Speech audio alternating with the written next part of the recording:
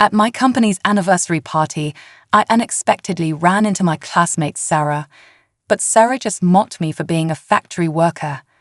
"Don't come near us if you see us, okay? My husband is a Harvard-educated director, way above someone lowly and incompetent like you," she said. Her words, seemingly enjoying the harassment, brought back painful memories of middle school. Back then, Sarah used to bully me for being poor. Finally, I felt as if the last straw of my patience had snapped inside me.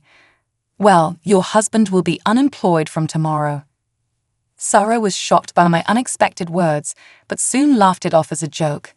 However, she and her husband would soon understand the true meaning of my words.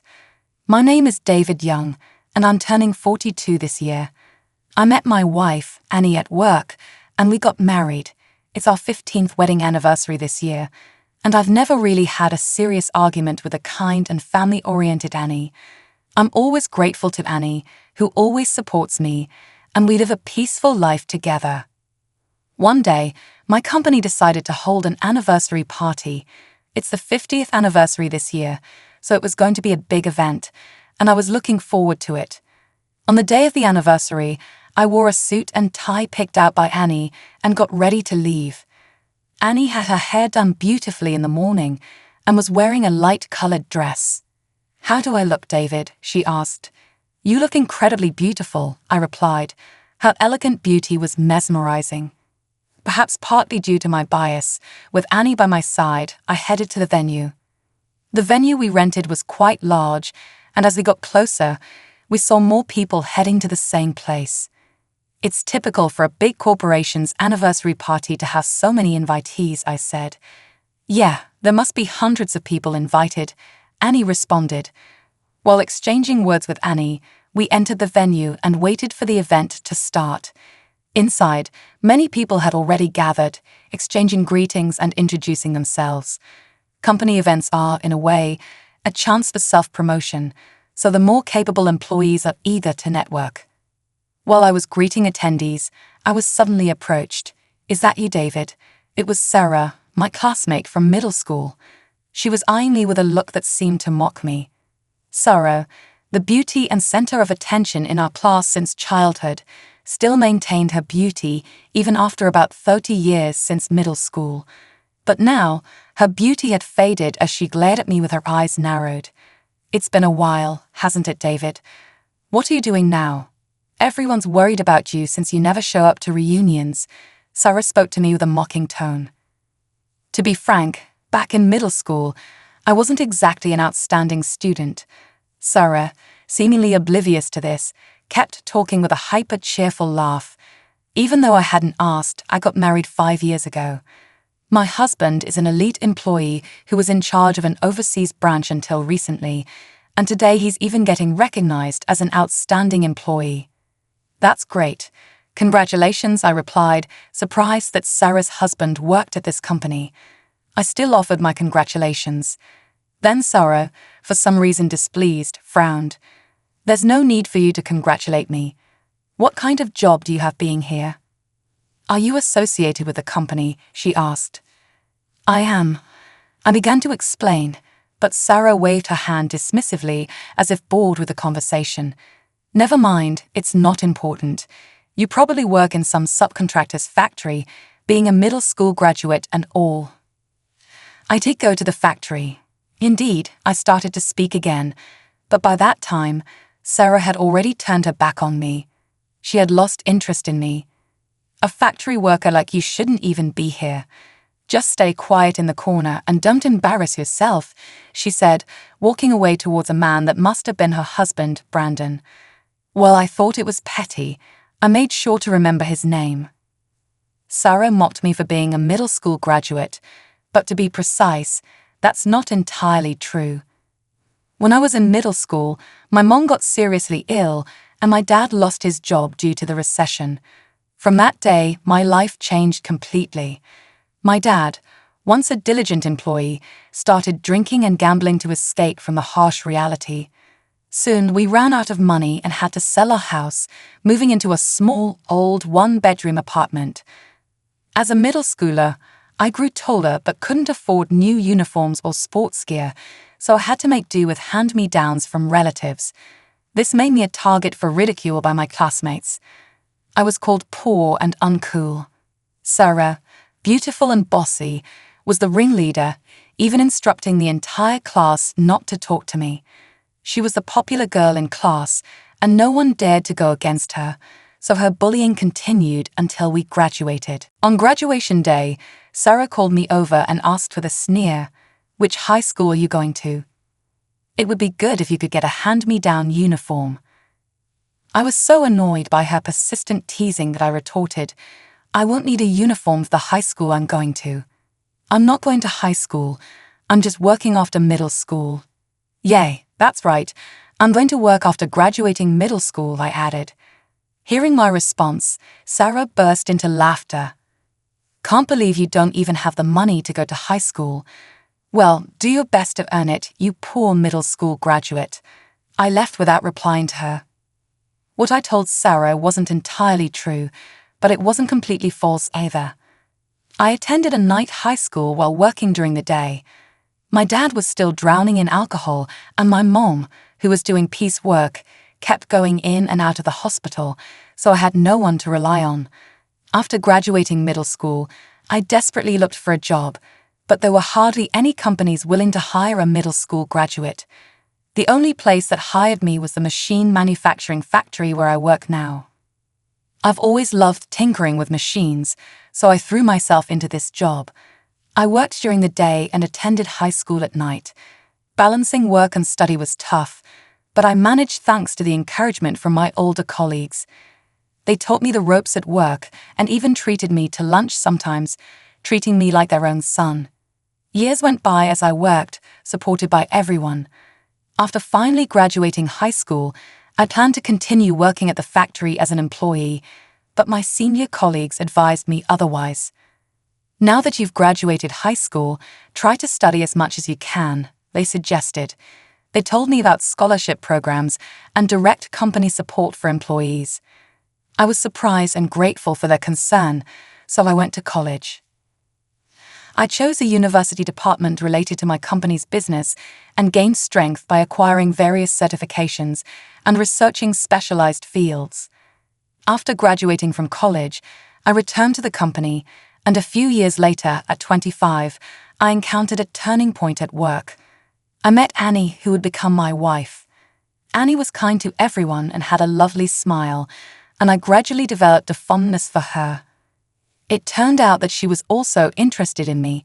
She asked me out on a date, and that's how our relationship began. A few years later, we happily got married and built a warm family together.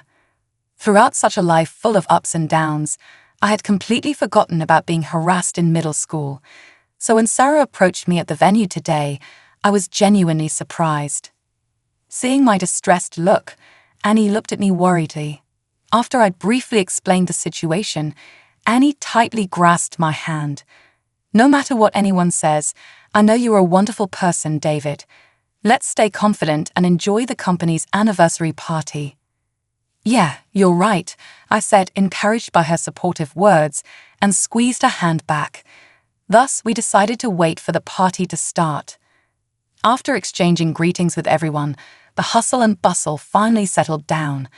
Thinking of resting until the start time, I moved towards the wall with Annie.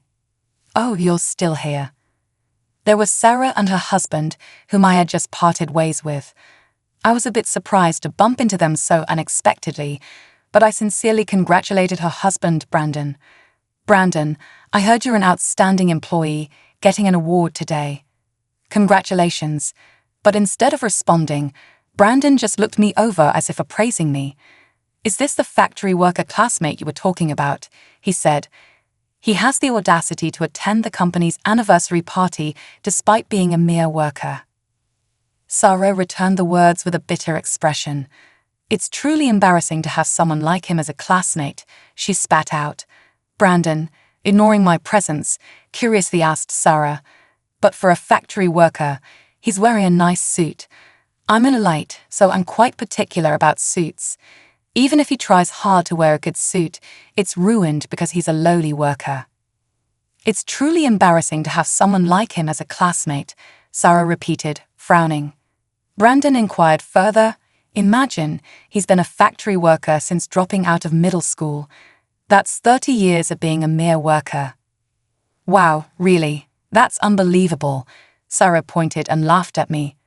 Brandon leaned back, distancing himself as if amused. They both looked down on me with obvious disdain and then glanced at the person next to me. There stood Annie, watching the two of them intently. So this bottom-of-the-barrel worker, even though he's a dropout, managed to get married? Sarah asked me. I answered honestly, she works in the same field as me. We met at work. At that moment, Sarah and Brandon looked at each other and burst out laughing. A couple both sweating it out in the field doing menial work. Perfect match for an incompetent dropout like you. They started mocking not just me, but also my wife. I couldn't understand how they could say such awful things to my wife, a stranger to them. As I stood there stunned, Sarah blurted out, "But if I were you, I'd be too miserable to even mention working in a factory." Yeah, for an elite like me, it's unimaginable to live such a lowly life. Please stop talking like that, I retorted angrily to their cruel insults. But Sarah looked at me as if I was something dirty and turned her back. Brandon shooed me away as if swatting a fly. If we keep talking to you, people might think I'm a local class worker like you. Could you go somewhere else? Talking to someone lowly like you might rub off on me. I was boiling with anger at such rude behavior, but as a grown-up, I couldn't just let my emotions take over and start yelling. I cried hard to hold it in. However, Sarah seemed to mock my feelings and hold more disdainful words at me. From now on, if you see us, don't come close. Okay. My husband is a Harvard-educated director, way different from an LOI incompetent person like you.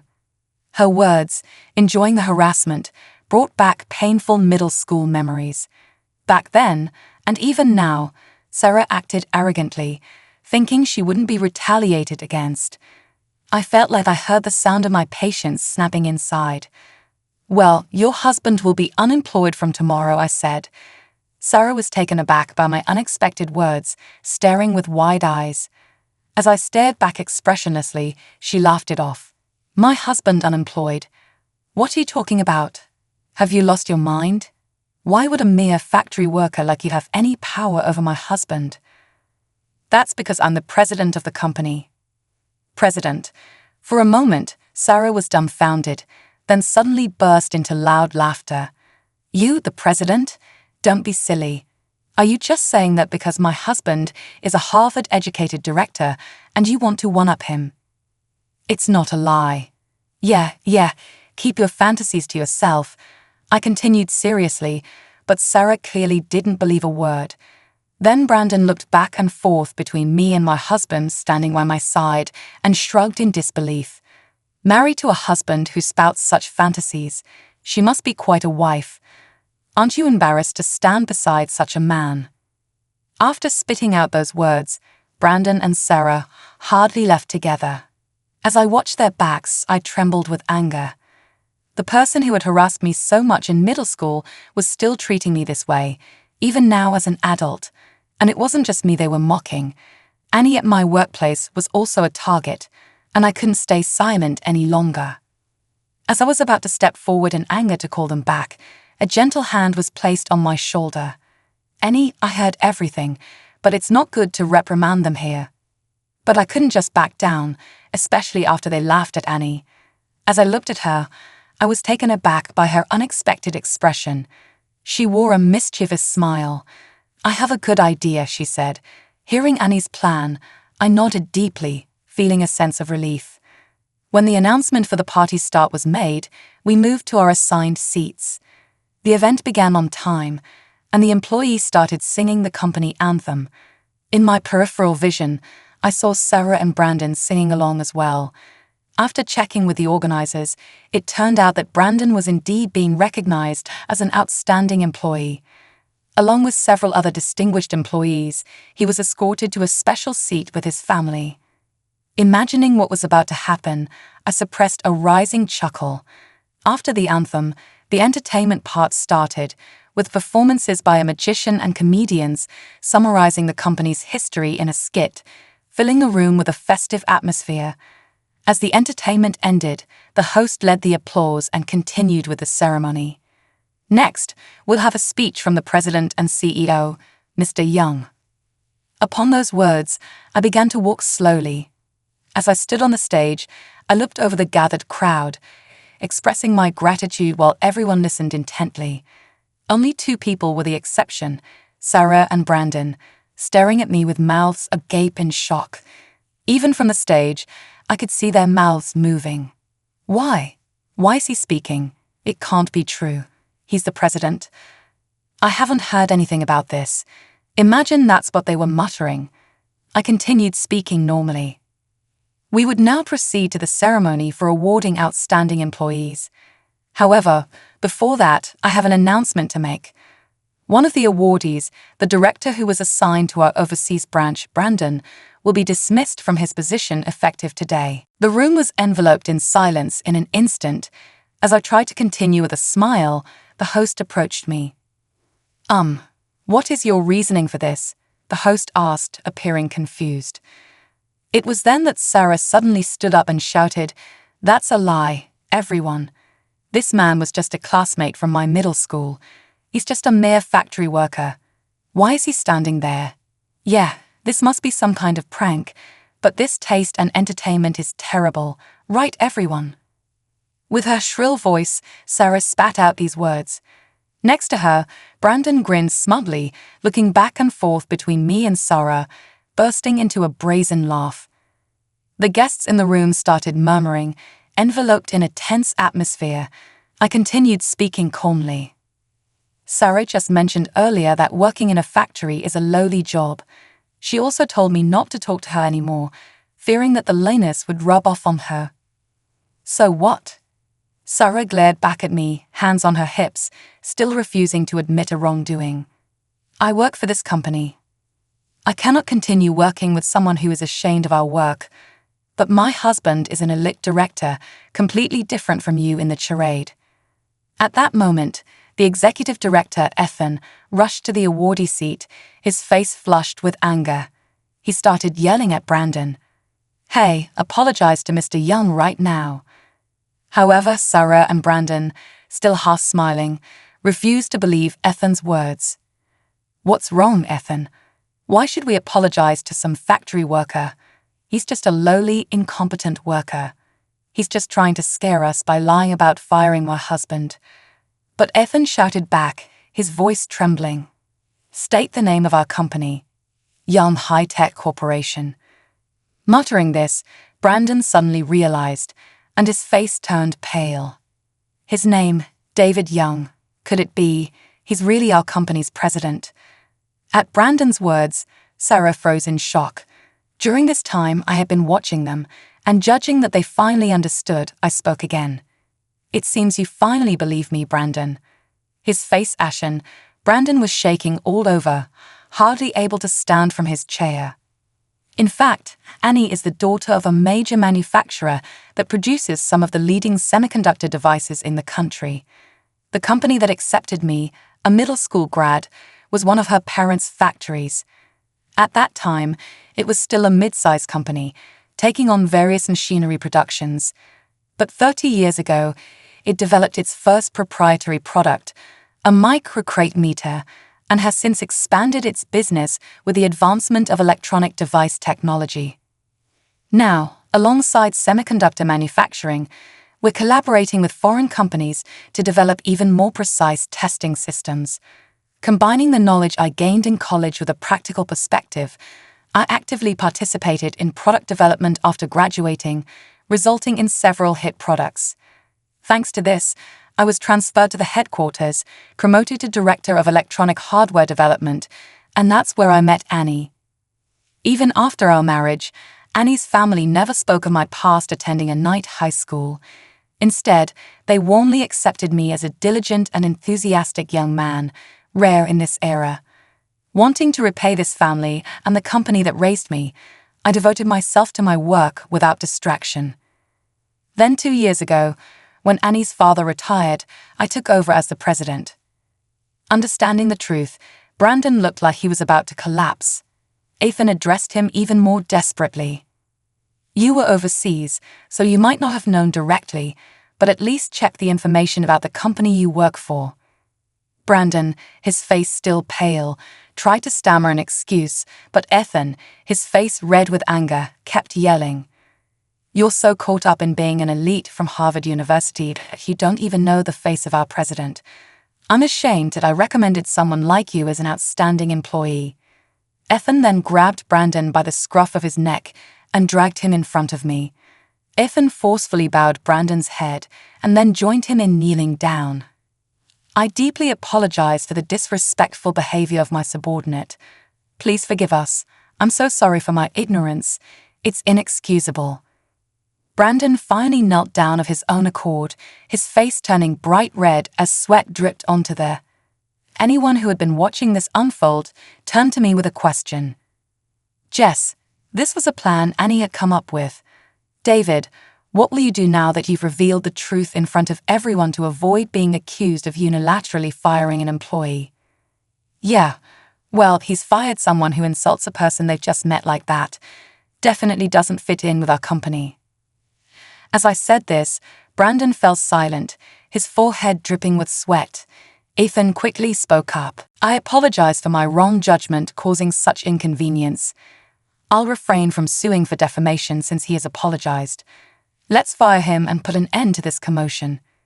Hearing my words, Ethan seemed to breathe a sigh of relief, thinking the situation was resolved.